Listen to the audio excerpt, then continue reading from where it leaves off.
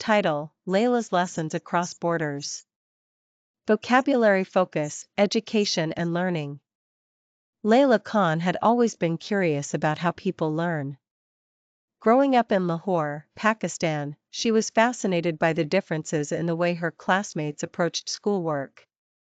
Some memorized facts, others asked endless questions, and a few learned best by doing. After completing her degree in education, Layla won a scholarship for a one-year global fellowship program. Her mission was to explore different teaching methods around the world, and then bring those ideas back to her home country. She kept a thick leather journal, where she wrote daily reflections about what worked, what didn't, and what could be adapted for her own future classroom. Stop 1: Finland, Learning Without Pressure. Layla's first destination was Helsinki, Finland, a country often praised for having one of the best education systems in the world. On her first day, she visited a primary school where students were playing outside in the snow, even though it was a school morning. Surprised, she asked the headteacher, Mrs. Nieminen, about the schedule. "We believe that children learn better when they have time to rest and play," Mrs. Nieminen explained. "Our school days are shorter, homework is minimal, and teachers focus on problem solving rather than memorization." Inside the classrooms, desks were arranged in small groups rather than rows, encouraging collaboration. Students worked on projects, discussing and questioning instead of simply copying from the board.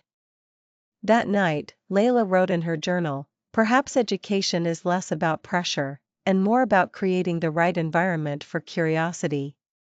Stop 2: Kenya, Learning Through Storytelling.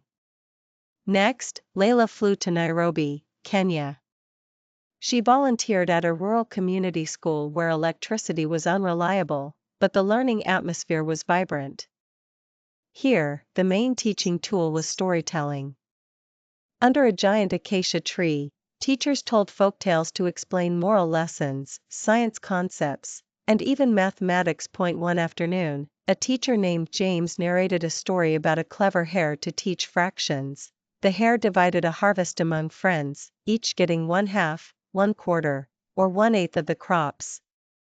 Students laughed, repeated the story, and easily remembered the math lesson. Layla realized that while technology was useful, the human voice and imagination could be just as powerful in education. Stop 3: Japan, Learning Discipline and Respect. In Kyoto, Japan, Layla observed a different approach.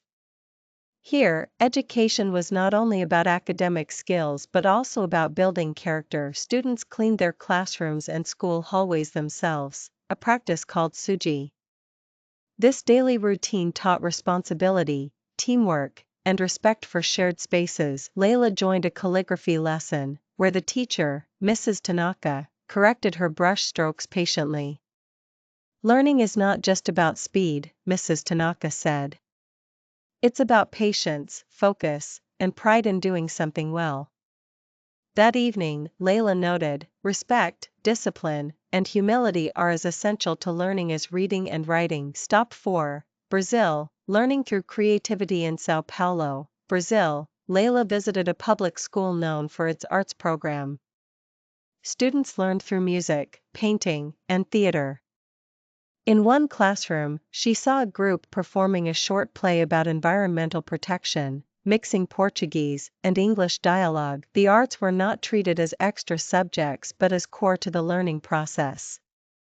Teachers believed creativity helped students express themselves and connect ideas across different disciplines. During a percussion workshop, Layla felt the power of rhythm to bring students together, regardless of background or ability.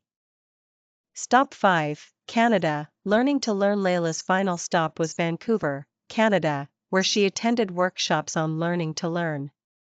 Here, teachers focused on metacognition, helping students understand how their own minds work. Students kept learning journals, tracking their strengths, weaknesses, and preferred learning styles.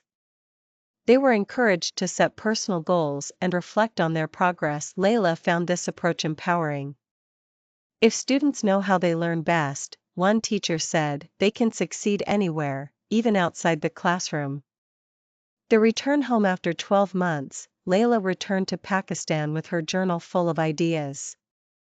She started a small pilot program in a local school, blending what she had learned, shorter lessons with breaks, Finland, storytelling, Kenya, character education, Japan, arts integration, Brazil, and metacognitive strategies, Canada. Her classroom became a place where students asked questions, shared stories, cleaned their own space, painted murals, and reflected on their learning. At the end of the school year, parents noticed their children were not only performing better academically but also showing more confidence, creativity, and responsibility. During a community meeting, Layla shared her core insight from the journey: education is not just about transferring knowledge. It is about shaping curious, capable, and compassionate human beings.